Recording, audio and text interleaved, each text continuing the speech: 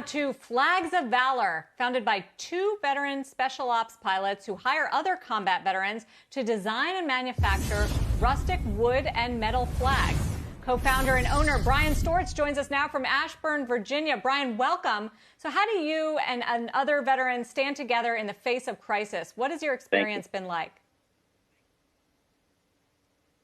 Well, I mean, Sarah, thanks for having us. It's been crazy. Let's be honest, a small business and the uncertainty of everything. And no matter how you plan and forecast, 6 months, a year, 3 years out, things change. And I think that, our, dynamic nature of being veterans and deploying a lot, it's all related, and we just have to adapt and pivot.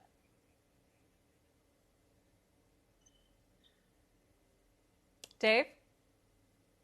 Yeah, well, Brian, I was thinking about your journey, 9 deployments overseas for combat missions, and then you come back to the United States.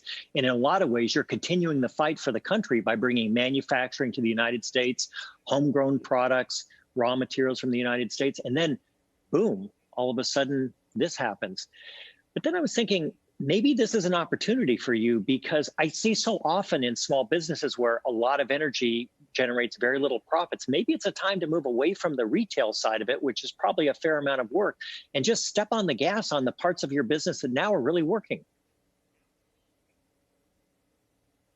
Dave, absolutely. We, 10% of our revenue is from retail, and as that gets shut down, you have to think outside the box. I mean, we can't make PPE. We can't re-engineer our machines and retool our machines to make face masks and hand sanitizer. So we had to think outside the box. And what could we do? Well, kids are stuck at home, and we pivoted to how do we make an educational product that kids can do and keep being creative and build something with their family and learn something from an educational experience and talk about what the greatest country in the world means to them. And we did that with something as simple as an $18.50 item, and it saved us before the PPP.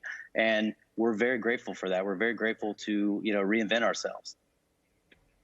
Yeah, well, you have, you're listening now, and your customers are telling you this is something we want. And this could be an amazing opportunity as you build your brand, because I think about, you're not just selling flags. I mean, you're really creating a brand that could be something pretty substantial over time, don't you think? Absolutely. I mean, we started making flags in my garage. We've exceeded that. We've come full scale. I mean, we can make 15 to 35,000 units a year. So we've exceeded the garage-based business that we started, and now we are a veteran American manufacturer. So if it's metal, if it's wood, if it's, a company wants to bring back their supply chain back to America, that's what we've been convincing people. We've been shouting it from the rooftops for 5 years, like Made in America matters. And how do we continue to do that? Because it doesn't just impact us, it impacts the timber companies, it impacts the small business that supplies, the paper products that go into our advertising, to the box companies, to the shipping suppliers. Like, it affects all of us. Well, in many ways, you're fighting the war for the middle class, right? Because you're building products that are good middle-class manufacturing jobs, which the middle class has been gutted over the last, almost a generation. Which makes me think about when you applied for your loan, which was essential for your success, and it's worked out really well for you because you brought your employees back. But I thought it was interesting that the first time you applied for your loan, you were turned down.